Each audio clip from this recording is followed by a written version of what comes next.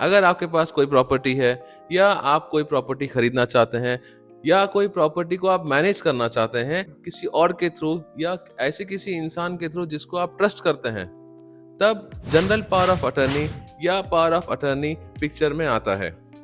General power of attorney और specific power of attorney और power of attorney, ये चीजें डिपेंड करती हैं कि आपने अपनी जो राइट्स हैं वो दूसरे को किस हद तक दिए हैं मैनेज करने के लिए।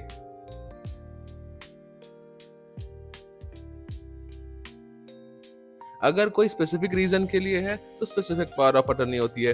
अगर इन जनरल आप सारे पावर्स दे रहे हैं तो जनरल पावर ऑफ अटर्नी होता है, और इसको POA भी कहते हैं, पावर ऑफ अटर्नी। कि सुप्रीम कोर्ट ने ये कहा इस केस में कि जनरल पावर ऑफ अटर्नी से आप एक सेल एग्जीक्यूट नहीं कर सकते। इसका मतलब ये नहीं कि आप किसी और को ऑथराइज नहीं कर सकते कि वो सेल एग्जीक्यूट करें आपके बिहाफ पे, बट इसका मतलब ये है कि आप सेल डीड के बजाय general power of attorney execute नहीं कर सकते एक दूसरे पर्सन के फेवर में। ये लोग इसलिए करते थे क्योंकि उनको स्टैम्प ड्यूटी बचानी पड़ती थी। यूजुअली अगर आपको सेल डीड एग्जीक्यूट करना है तो आपको अराउंड 6 to 7% का स्टैम्प ड्यूटी देना पड़ता था, लेकिन अगर किसी के फेवर में आप general power of attorney execute कर रहे हैं तो आपको बहुत नॉमिनल सा, depending upon which state you are in, आपको 200, 500 या 1000 रुपए तक का स्टैम्प ड्यूटी देना पड़ता था। तो ये चीज को रोकने के लिए ऑनरेबल सुप्रीम कोर्ट ने इस केस में कहा कि आप sell by way of GPA नहीं कर सकते। Sell by way of GPA नहीं कर सकते, इसका ये मतलब नहीं कि आप दूसरे को ऑथराइज नहीं कर सकते। जैसे आप अपने बच्चों को या आप किसी रिलेटिव को या किसी भी इंसान को आप ऑथराइज कर सकते हैं, अगर आप स्पेसिफिकली या पर्सनली आप रजिस्टर ऑफिस नहीं जाना चाहते तो आप किसी और को ऑथराइज कर सकते हैं कि वो आपके बिहाफ पे जाके साइन करके सेल डीड एग्जीक्यूट कर सकें। इससे क्या होगा कि जो एक्ट आपके बिहाफ पे किया गया है under your instructions, under your authority, तब वो सेल डीड वैलिड होगा। किस किस सिचुएशन में लोग जनरल पावर ऑफ अटर्नी या specific power of attorney execute करते हैं? कई बार क्या होता है कि आप दूसरे देश में हैं, लेकिन आप चाहते हैं कि आपकी प्रॉपर्टी जो बैंगलोर में है या दिल्ली में है या मुंबई में है या किसी भी जगह इंडिया में है, उसको कोई और मैनेज करे। फॉर एग्जाम्पल, आपकी एक बहुत आलीशान सी प्रॉपर्टी होगी, आप बार बार यहाँ पे नहीं आ सकते इंडिया में to ensure that there is an agreement sign with the tenant, तो आप क्या करेंगे, एक इंसान को ऑथराइज कर देंगे कि आप इसके जितने भी ट्रांजैक्शन है, जैसे रेंट लेना या day to day activities carry out करना, ये आप किसी और को ऑथराइज कर सकते हैं bye way of general power of attorney. इससे क्या होगा कि आपको बार बार ट्रैवल नहीं करना पड़ेगा और आपकी प्रॉपर्टी भी अच्छे से मैनेज हो जाएगी। एक और रिसेंटली जो ट्रेंड मैंने देखा है कि बहुत सारे लोग जो इंडिया छोड़ के जाते हैं, उनकी प्रॉपर्टी यहाँ रह जाती है, वो प्रॉपर्टी को वो लोग बेचना चाहते हैं, और because of the advancement in age ये लोग क्या करते हैं, ये वहां से बार बार ट्रैवल नहीं कर सकते, तो they will find somebody in India and they will execute a general power of attorney authorizing that person to execute a sale deed in favor of a prospective purchaser। इससे क्या होता है कि आपको यहाँ पे आने की जरूरत नहीं पड़ती, लेकिन आपकी प्रॉपर्टी अगर कोई अच्छा ग्राहक मिल जाए तो वो बेच भी सकते हैं आपके एब्सेंस में।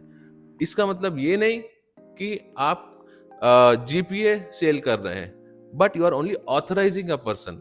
इसमें दो चीजें एग्जीक्यूट होंगी, एक जनरल पावर ऑफ अटर्नी जो ऑथराइज करेगा एक आपके ट्रस्टेड बंदे को कि वो सेल डीड एग्जीक्यूट कर सके, और दूसरा सेल डीड होगा। So it is not a way to bypass what is given by the state. जो दूसरी सिचुएशन है जिसमें आप general power of attorney execute कर सकते हैं, मान लीजिए कि you don't want to attend the case, और there is a person who does not want to be personally present before the court, या आप पार्टी तो बने हुए हैं लेकिन आप नहीं जाना चाहते, तो आप जीपीए एग्जीक्यूट कर सकते हैं एक पर्टिकुलर पर्सन के फेवर में, और वो पर्सन आपके बिहाफ पे केस अटेंड कर सकता है। लेकिन इसमें एक एक्सेप्शन भी है, जहां पे आपका पर्सनल प्रेजेंस चाहिए वहां पे आप किसी और को ऑथराइज नहीं कर सकते। जीपीए और सब चीजों के लिए भी काम आता है, जहां पे आप कोई भी काम irrespective of whether it is a particular property और नॉट, उसके लिए भी आप ऑथराइज कर सकते हैं। जीपीए कब तक वैलिड होता है?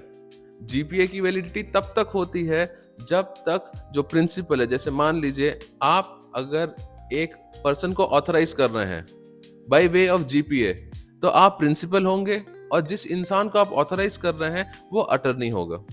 जब तक आपके पास कैपेसिटी है, that means till the time you are not revoking it और till the time you are alive, तब तक उस पर्सन के पास अथॉरिटी है।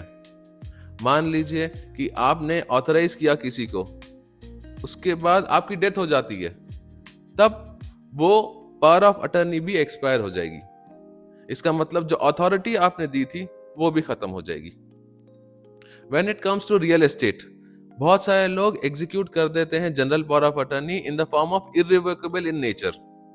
ये सब जनरल पावर ऑफ अटर्नी खाली एक मैकेनिज्म है to bypass the stamp duty payable to the government. इस चक्कर में कि हम अभी थोड़े से पैसे बचा लें, ये सब आप प्लीज ना करें, क्योंकि सब्सिक्वेंटली जब आप कोर्ट जाएंगे कि नहीं देखिए मेरे साथ फ्रॉड हो गया है या मेरी प्रॉपर्टी किसी और को बेच दी है, तब कोर्ट आपको बहुत मुश्किल से सपोर्ट कर पाएगा, क्योंकि आप कोर्ट को क्लीन हैंड्स के साथ नहीं अप्रोच कर रहे हैं। तो मेरी ये एडवाइस है छोटी सी कि जब भी आप कोई प्रॉपर्टी खरीदें, जीपीए सेल ना करें और उसके बजाय एक प्रॉपर सेल डीड एग्जीक्यूट करवाएं, जिससे कि आपको सारे राइट्स मिलें, और ऐसे राइट्स नहीं कि जिससे आप खाली मैनेज कर सकें। अगर उस जीपीए में ये भी लिखा है कि the principal is authorising you to dispose of the property और सेल इट टू एनीबडी, तब भी वो वैलिड नहीं होगा। वो जीपीए सेल ही माना जाएगा और सेल डीड नहीं माना जाएगा। इसलिए at the cost of reputation I am telling you कि जब भी आप प्रॉपर्टी खरीदें, जीपीए के थ्रू ना करें, आप सेल डीड ही एग्जीक्यूट करवाएं। इस वीडियो के लिए इतना ही। Please don't forget to like, share and subscribe.